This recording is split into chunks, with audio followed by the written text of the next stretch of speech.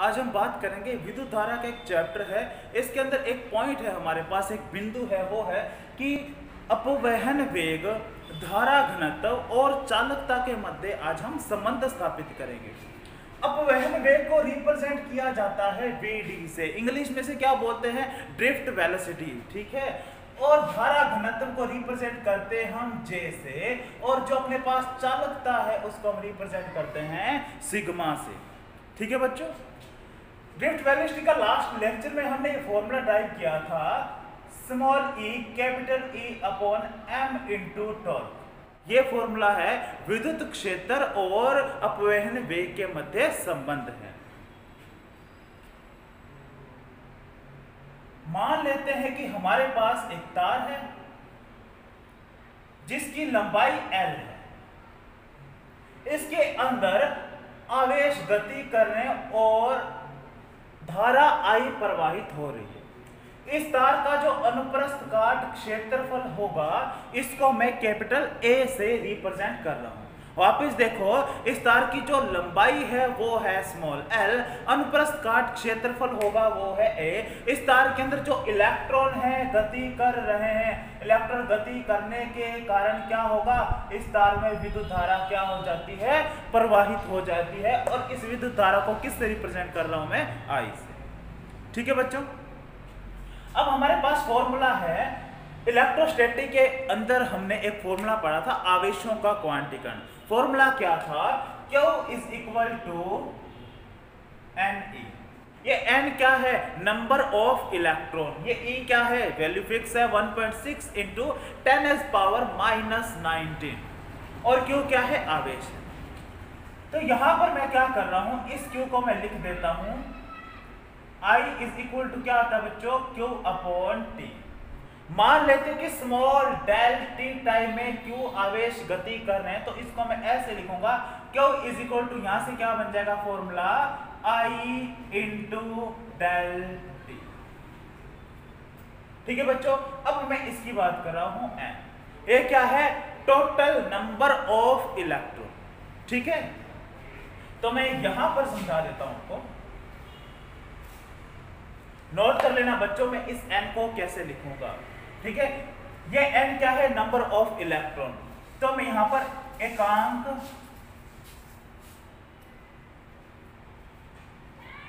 आयतन में इलेक्ट्रॉनों की संख्या, एकांक आयतन में इलेक्ट्रॉनों की संख्या को किससे रिप्रेजेंट करूंगा, कैपिटल N से। तो मैं इसको कैसे लिखूंगा, स्मॉल n अपॉन b, ऐसे लिखते हैं ना, कुल आवेश या कुल इलेक्ट्रॉन बटे में ये अपने पास क्या है, आयतन। तो मैं इस स्मॉल n को क्या लिखूंगा, कैपिटल N इंटू v। तो मैं लिख रहा हूं कैपिटल N इंटू v। ये v क्या है बच्चों, आयतन है, ध्यान से समझ लेना। और ये अपने पास क्या है, इलेक्ट्रॉन, ये आयतन है। इस आयतन को मैं क्या लिख सकता हूं, क्षेत्रफल इंटू विस्थापन। तो बच्चों ध्यान से, I is equal to del t is into क्षेत्रफल कितना है a, विस्थापन कितना है, डेल t समय में कितना विस्थापन होगा, डेल x होगा इंटू e। यहां तक आ गया समझ में। मैंने स्मॉल n की जगह कैपिटल N इंटू आयतन कैसे लिखा, फिर आयतन को मैंने a इंटू डेल x कैसे लिखा, क्षेत्रफल इंटू विस्थापन होता है, क्षेत्रफल इंटू लंबाई होता है, तो मैंने इसको ऐसे लिख दिया है, ठीक है बच्चों। अब हम आगे चलते हैं, I is equal to del t n a। अब मैं जो डेल x है इसको मैं क्या लिख सकता हूं, चाल बराबर दूरी बटे समय, चाल बराबर दूरी बटे क्या होता है, समय होता है, ठीक है। डेल x विस्थापन डेल t समय में करेगा, तो मैं यहां पे डेल x का फॉर्मूला लिखूंगा। डेल x का हमारे पास क्या आ जाएगा, वेग इंटू समय, तो ये अपने पास क्या है, इलेक्ट्रॉन।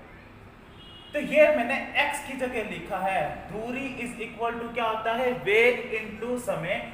ये अपने पास क्या है, अपवहन वेग है। इलेक्ट्रॉन कैसे गति करते हैं, अपवहन वेग में। तो ये अपने पास डेल टी क्या है, समय है। तो डेल टी से डेल टी क्या हो जाएगा, कैंसिल। तो हमारे पास जो धारा का फॉर्मूला बचेगा वो क्या होगा, capital N A V D into E. ठीक है बच्चों, ये अपने पास क्या है, क्षेत्रफल। तो इस क्षेत्रफल को मैं इधर ले आता हूं। तो I अपॉन ए, मैं क्यों लिख रहा हूं ऐसा, क्योंकि I अपॉन ए किसके इक्वल होता है, धारा घनत्व के। एकांक क्षेत्रफल में जो धारा प्रवाहित होती है उसे क्या बोलते हैं, धारा घनत्व कहेंगे।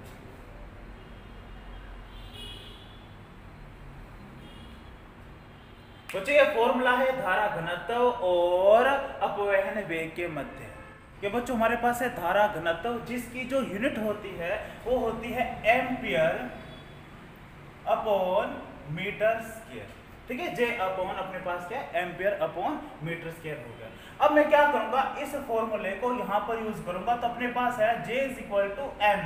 अब VD का फॉर्मूला लिखूंगा E, capital E upon M। ये अपने पास E है तो E मल्टीप्लाई हो जाएगा, एक तो ये E है ये मल्टीप्लाई हो जाएगा, और अपने पास क्या है, टॉर्क आ गया है, विश्रांति काल बोलते हैं। ठीक है बच्चों, अब J मैं क्या करूंगा, इस इलेक्ट्रिक फील्ड को, विद्युत क्षेत्र को डिवाइड में लेकर आऊंगा। तो J अपॉन E हमारे पास क्या है, N E square torque upon M। J upon E को क्या बोला जाता है, चालकता। ध्यान रखना बच्चों, J अपॉन E को क्या बोलते हैं, चालकता। आप यूनिट चेक कर लेना कि फॉर्मूला सही है या नहीं। ठीक है, तो चालकता इज इक्वल टू हमारे पास क्या फॉर्मूला है, N E square torque upon M। यदि हमें प्रतिरोधकता निकालनी हो तो चालकता का क्या होता है, इन्वर्ट होता है, विलोम होता है प्रतिरोधकता। तो मैं क्या करूंगा, प्रतिरोधकता निकालूंगा। तो रो इज इक्वल टू अपने पास आया small m upon N E square into torque. ये क्या है, प्रतिरोधकता का फॉर्मूला, और ये क्या है, चालकता का फॉर्मूला। ये कुछ भौतिक राशियां हैं जिनका उपयोग हम न्यूमेरिकल को सोल्व करने के लिए करते हैं, और बहुत ज्यादा एक दूसरे से डायरेक्टली प्रोपोर्शनल कौन सा है, समानुपाती कौन सा है, व्युत्क्रमानुपाती कौन सा है, किस राशि को इंक्रीज करने पर दूसरी राशि को कितना इफेक्ट पड़ता है, समानुपाती का पड़ता है या व्युत्क्रमानुपाती का, हम अच्छे से इन राशियों से, इस रिलेशनशिप या संबंध से हम समझ सकते हैं। ठीक है बच्चों, आज के लिए इतना ही। नेक्स्ट लेक्चर में हम नेक्स्ट टॉपिक के साथ में आएंगे।